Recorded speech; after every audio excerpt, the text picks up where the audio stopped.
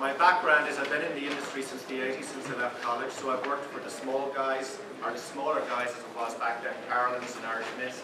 I've worked for the big guys, worked with Bailey's, and then I started my own business with Dave Phelan in terms of Baru vodka, Clontarf whiskey, and we've done several startups, including Dalcassian Wines and Spirits, and I spend at least 4 weeks in the field outside Ireland every year, in the front line, looking at what's going on. So I have a lot of scars on my back, and this latest project is very much the culmination of all the learning and how we go about our business. Get this thing to work. Don't think what's the cheapest or fastest way to do it, think what's the most amazing way to do it. And everything we try to do at the shed is about creating a remarkable brand, a brand that people are going to remark on. And the reason we are approaching it in that way is that it's incredibly difficult when you get out into the front line to actually market and sell your brand, unless it's something very special, very unique, and has a compelling consumer proposition. Being quite honest with you, without that you're dead in the water, and it's critical that you get the brand bit right and you get the philosophy right from the beginning. Certainly that's our experience. Branding, for me, it's not about a label, it's not about a pack, it's about a philosophy, and it's the whole way we approach our business. And it's the way we position it, it's the way we work with our people, it's the culture, it's the values, and that comes through in the brands. So the whole look and feel of the shed isn't by accident, it's a whole way of approaching it, and that will come through in all the brands we will create at the shed, which is in County Leitrim. First distillery in Connacht in over 100 years, and we distilled the first cask of Irish whiskey in Connacht in over 100 years on the solstice on December 21st last year. So we obviously tried to create some excitement around the brand. But what I like and what my family like and my team like isn't really relevant. And it's very important that we go out into the marketplace and we spend time with consumers and work in the whole area of consumer insight. So before we actually finalise the positioning and the branding of this distillery and what we were about, we did co-creative groups in the UK, the US, in Ireland, to see were we in the right zone or were we in the wrong zone. And we learned a huge amount about that in terms of what parts of the messaging to augment and elevate, and this whole concept of the Lonely Planet Guide, very rural, very wild, areas that we then elevated in our communication, which we were very comfortable with, but we weren't quite sure if that was an area that the consumers were interested in. So you can see how visual the whole brand is. So everything we're doing is highly visual, and we're trying to get the messaging across in everything that we're doing. We don't have big bucks to spend. Many of you who go into the industry won't have big bucks to spend. Your brand has to work very hard from the get-go. People don't get it in 2 or 3 seconds on the shelf. It's over. You really have to engage with people very, very quickly. Going back to my Bailey's days, I was very fortunate to be involved in things called POS testing and hidden cameras and stuff where you watch consumers and how they worked and how they would switch at the point of sale and all that kind of stuff. And we had it worked out to a fine art. But unless your brand is really giving the story very, very quickly through its packaging and so on, and where it's positioned, it really won't work. It'll just gather dust on the shelf. So that's the whole way we're thinking in everything that we do. In terms of our philosophy, well, it's very ambitious, and it's high energy, but it's also very instinctive. At the end of the day, we do follow our instincts, and anytime I've made mistakes, we didn't follow that. Consumer insights are at the core of everything we do. So it's not what I think, it's what the consumers think, and we try and bridge the two together. We take lots of risks. They're measured, but they're real. I'm used to taking risks. A lot of people we work with aren't. This isn't for everybody. That's the other thing we've learned along the way. Some people struggle with this space, and struggle in particular with the whole area of risk taking. It's very important that our team are highly valued, and they're all fully integrated in all the decision making. I don't make any decision without referencing just about everybody in the organisation to get their opinion if it's a key decision. So we've tried to create good karma, and that's all part of the brand. And we communicate constantly with the team. We're all the time talking to them. Our team is small, but we do have an extended team that we have from our own distribution company. We're always kicking stuff over and back. And then where we need best practice, we go and find it. I didn't know a whole lot about distillation, but now I know a hell of a lot about distillation because we've got this wonderful guy who helped us to put the whole thing together. So finding people who know what the solution is and bringing them in and making them part of your team, as Nick has mentioned earlier, is critical. And then motivating and inspiring people is very important. In terms of startups, I've been through quite a few. I have all the scars, all the hair is gone, colour's gone. You know, you're going to have unexpected results along the way, and I think Alex talked about that, and that can be an opportunity for you. You've got to constantly readjust. Clarity and consistency in our communication with our team is very important, and to deal with the setbacks and get up and go again. It's not easy, but very much part of the leadership. The leadership is particularly important. The jockey and the team are the key. You know, I've been in front of the banks and all this kind of stuff, and there's a few of them here today. They don't necessarily focus too much on the jockey. They're looking at the cash flow and this, that, and the other, and leave it down. But it's all about the team. Do they have experience in the industry? Do they know what they're doing? Have they been there before? Have they made the mistakes? We try to put a very strong team together.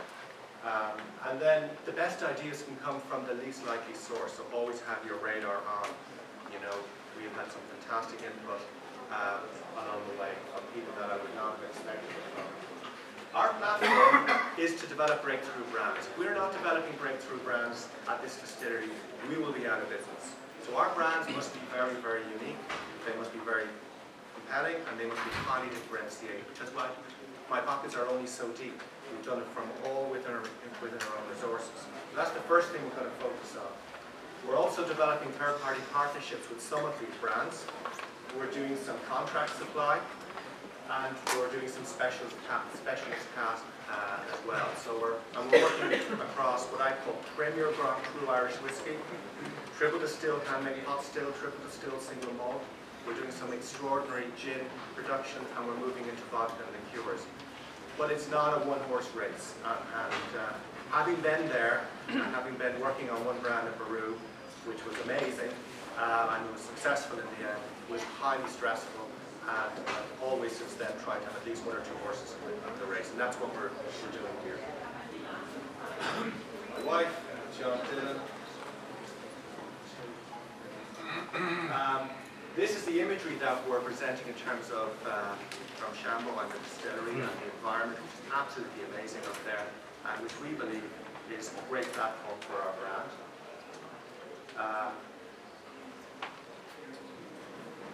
These are the brands that we're kicking off with. We've Black Forest Gato Liqueur in terms of our brands that we'll be selling shortly. We've Gunpowder Gin, we've vodka. Obviously the whiskies will come later. We believe that we can actually market and there are a number of distilleries that have been successful in marketing a series of brands under a distillery, but they will all have their own individual brand identities. So we will be doing the Premier Grand Cru Irish Whiskey, but we will be creating other brands as well, all from the shed. And that's what the shed is all about. It's the whole concept is the curious mind of PJ Rigney, which happens to be me. And these are these amazing curious brands that we are creating at the shed. This is just one of the brands, and these are just some of the concepts. I'm just going to flash through these to give you a feel first. One of the things that I would encourage you, and certainly we found very helpful, I've got what I call an ecosystem. So outside the shed, we have a distribution company called Alcacian Wines and Spirits. I have some other projects that we're working on. We bring them into the shed to help us on particular projects. So we have some mixologists, bartenders in Ireland and the States. When we're doing some brand development, we're doing some work, we bring them in to get some advice. Health and safety, all that area, I'm not an expert on it. Efficiencies, we bring in a guide that helps us in that space. Communications and so on and so forth. So all the time, and we bring these people together on a regular basis, and they're all part of the team, although the core team at the shed is much smaller than this. This is just some ideas in terms of our gin. But just to give you a sense of the kind of style and feel, it's all very much out there. We're using social media obviously to develop the name of the company, getting that out there.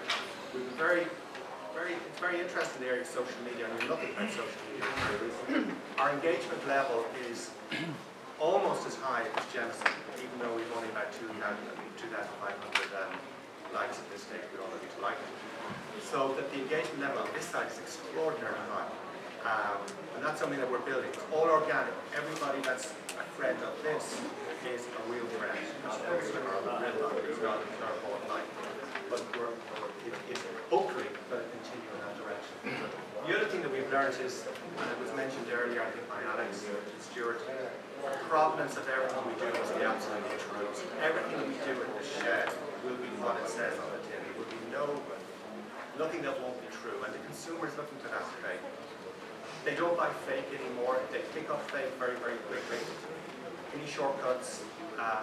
And I embrace everything that's difficult to do. The more difficult it is, the better. Because that means I can protect our brand from the other guys. So we're all the time looking to find things that are difficult, challenging.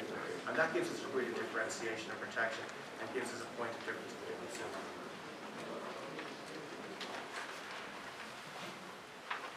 And then everything that we try to do should be brand enhancing rather than brand damaging. Everything we do. From the minute we get up in the morning, we try. Everybody in the shed is, is in a uniform. Everything we do in our communication, we do our best to make sure that that's actually improving the brand, not detracting from the brand. And the good brands will come from bold ideas. The whole philosophy is to push for bold ideas in the shed. And then at the end of the day, we are seriously hungry and we are hustling. And the only way we're going to be successful is to hustle. And I spend a huge amount of time in the front line, as I said, out, selling, working with people, and that all feeds back into the mix. So it's that's so important because producing the stuff today is relatively easy. Marketing and selling and actually finding somebody to pick it up off the shelf, or indeed find an importer to take it in. It's seriously tough. And there's nobody waiting out there, can't wait for you to come in with your brand. You really have to have something special and exciting, or it's going to be very, very tough to succeed. So I hope that's something up. Brilliant.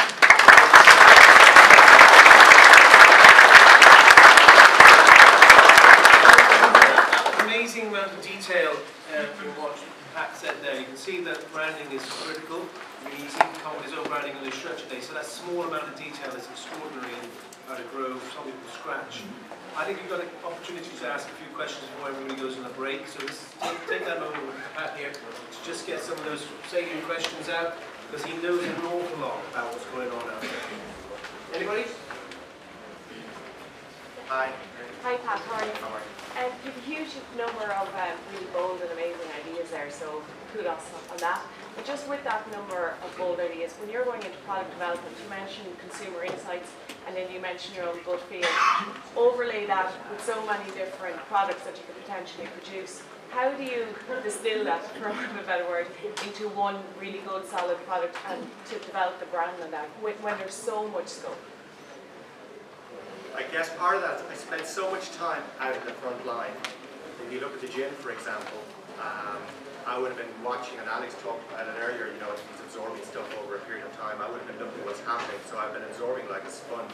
And eventually you get to a point where it's becoming pretty clear what you need to do and where we should go. And then we pull everybody together and we create 2 or 3 propositions. And we do a workshop together and we try and work out, well, what is the best way to reflect that through the shed? And then we work up some concepts, we talk to some people, and we work it from there. So but you have to really be living the business all the time to be in a position to do that. But I have some key people that we can relate to help us work us right. Now we haven't succeeded with Virginia, we haven't even launched it yet, but I'm hoping that it's going to be in the sweet spot. But it's very much being out there and having people around you who are living it. It's very dynamic at the moment. By the way, the thing wasn't mentioned, we all talk about Irish whiskey. The real hot category right now is American whiskey. It's exploding, and what they're doing is extraordinary. So that's another area that we look at and see what they do that we can learn from. The man is back there. Are we going to regionalise Irish whiskey the way they do taste in the US? Do you see that coming down the line? I think I could see that coming. Yes, I could. Ultimately, yes. I think that's some way off, and But I could see that happening, and it could be very interesting over time, yes. Yes. Yes. Two questions. Is there a saturation point? And what's the shelf life you think for all these young men? Is there a saturation point? Wow. I mean, it's fantastic there are so many people coming into the industry. I mean, and it's going to create a huge amount of excitement. I mean, people just need to make sure, particularly in the whiskey industry, that they're well funded and that they have got, hopefully, a partner that can help them along the way. If they haven't got the funding or the partnership and all that, it's going to be really tough, to be honest with you. The other question was, sorry. Shelf life, what are you looking for these young men? Well, hopefully the young brands will be there for many, many years, for generations to come. If they're well put together, they will be there forever. And if you think about it, Bailey's was only created in 1974, it's a new brand. Carol's was created in 1979. Sheridan's was created in whatever it was, 1990.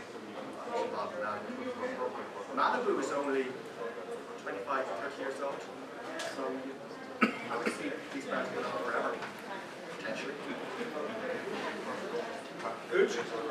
Anybody else? I mean, it seems like there's what you're saying, Pat, is that you've got to create this extraordinary diversity and prominence of the brand to get onto the market shelf. It's an extraordinary amount of hard work, and that's what we have to do. So the newcomers into the market have to realise that this journey is not as simple as it sounds. Just because it's trendy, just because there's value, it means you've got to put the effort in to create this brand awareness. And then you've got to get a liquid that's going to actually be fantastic and perceived as fantastic. And it does take a lot of work. It does, and like I'm in the industry a long time, so like, we should be reasonably good at it. But I mean, I'm always watching, are we right, are we wrong, are we in the zone, are we not in the zone? And we make mistakes all the time. And I've been in the industry, so it's very, very challenging. Your biggest gatekeeper actually, the first gatekeeper you've got to think about is the importer. Because Ireland won't be big enough. You've got to be thinking international. So how are you going to excite the importer to take on your brand? What's in it for him? Why would he get behind it? Then you've got to think retailer and then the consumer. Obviously, you want to be working the consumer back. These importers, a lot of them are saturated with brands. The States are overwhelmed with brands when it comes to the three-tier system. So how is he going to be excited in order to push your brand? You better be damn good, and you better have some great testimonials to bring him or her in order to get them onto your brand. And otherwise, you need a big strategic partner such as Rigney, which is I just want to congratulate Alex on that. It's fantastic for the country, as well as for his family. It's a huge thing for Ireland, and I think it's amazing what you did. So well done. I love the attempt to go a premium brand and position the Irish whiskey market at the very top end. But are we ignoring a potentially very lucrative market? Now the younger drinker who mixes their whiskey, that would be sacrilege to the older whiskey drinker, but there are people who mix their whiskey with ginger maybe, or and I even noticed one whiskey maker brought out a brand which you'll hate, but I thought that was the market for that, effective Irish whiskey. So are we ignoring a potentially huge lower end of the market? Well, our distillery is focused in a particular area because that's the business proposition, and we're at the premium, super premium. But Jameson and Irish distillers and some of the others, they're more focused in their own end of the category. Like Jameson is very mainstream, premium mainstream. I would say it's already doing that stuff. Yeah, so is craft always at the top end of the market? Generally, yeah, it's expensive to produce. Yeah, generally, it's certainly in the middle upwards. Yes, cost. There's also a lot of innovation from the craft world as well. So what the craft can do that the others can't do is bring in new ingredients, new ideas, new concepts. Which, if they can get them to the marketplace, the young people will want to go with the trend. They want to go for something new. So the opportunities and the new opportunities that the new production capabilities can deliver, new concepts, new provenances, and that's where the journey can be. again, you've got to have your base product, you've got to have your main product, your mother beer or mother liquid, creating value out there so you can actually have the opportunity to do that. And I don't think, you know, both these gentlemen haven't even started producing their own products yet. They've created great brands, they've got great stories, but they're still on the journey. It takes a long time before they actually even think about, you know, diverse opportunities like that. But it is the challenge out there, and they've got to look at what's going on. As Pat said, he's got to always keep observation. What's going on, who's working where, what's working well in the world. As I said, American whiskey is big. On the beer side of the business, it's like, what's going to be the next trend? Is it going to be IPA again next year? Is it going to be some flavor products? I don't know. But I mean, it's about visualizing that, yeah. But it's an extraordinary opportunity for everybody here to actually realize how hard working it is. But I think in our world in Ireland, we know what that's about. And I think the expertise is in the room, and the expertise is in the industry, and they know how to get brands out there. And this opportunity today and this event is amazing for us to sell the story about what we can do with Irish products, because they are brilliant, and they will be even better than products that other people make. But we've got to start marketing it and selling it out there and getting on the street and talking it up, and we've all got to do it. We can make fantastic beers, we can make fantastic liquids, fantastic whiskies, and that's what this country's about. So these guys are doing an amazing job. So it's our job, you know, talk about it, you know, get that word out there and help us grow the Irish drinks industry. So